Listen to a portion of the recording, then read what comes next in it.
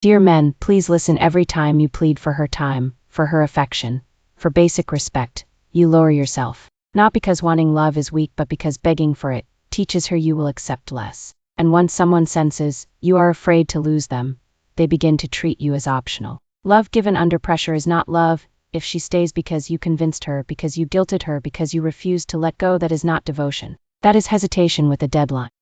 Please, I've always loved you. It's not that simple. Give me a chance. I don't know. What will I gain if I come into your life?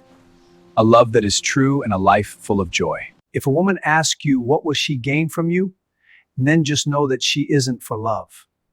You cannot make someone recognize what they are not ready to appreciate. And sometimes walking away is the strongest statement you can make. Never beg to be chosen. The right woman will not need persuasion. She will not need pressure. She will see it. Stand tall in who you are. Offer love freely, but never at the cost of her dignity. Because a man who begs for affection eventually loses respect from her and from himself. Choose herself first, and the woman meant for you will choose you without hesitation. The moment you start begging, you shrink. Every time you plead for her time, for her affection, for basic respect, you lower yourself. Not because wanting love is weak, but because begging for it teaches her you will accept less. And once someone senses you are afraid to lose them, they begin to treat you as optional. Love given under pressure is not love. If she stays because you convinced her, because you guilted her, because you refused to let go, that is not devotion. An unappreciative woman will eventually break your spirit. At first, you won't notice the damage. You'll think she's just reserved. You'll assume she's not expressive.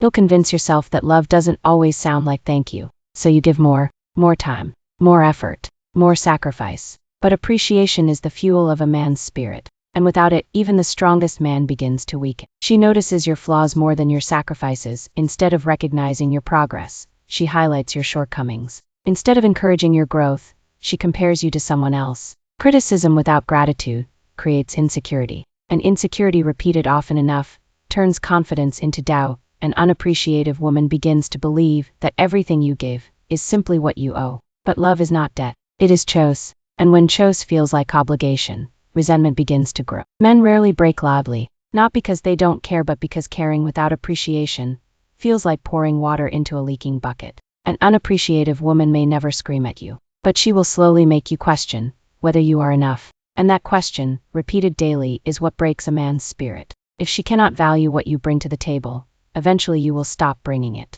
Because a man can endure hardship, he can endure struggle, but he cannot endure being unseen. But men, listen to me with your whole heart.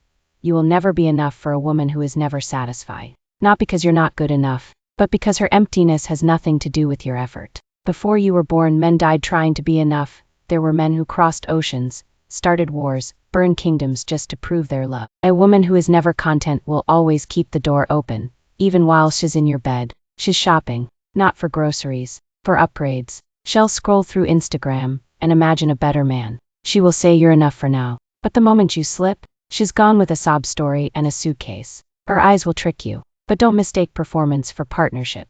Before you were born, men died trying to be enough. There were men who crossed oceans, started wars, burned kingdoms just to prove their love. And still, their names were spat on by the same women they died for. There are men in prison right now because they killed for love. They fought, bled, broke every rule, only to watch her marry someone else.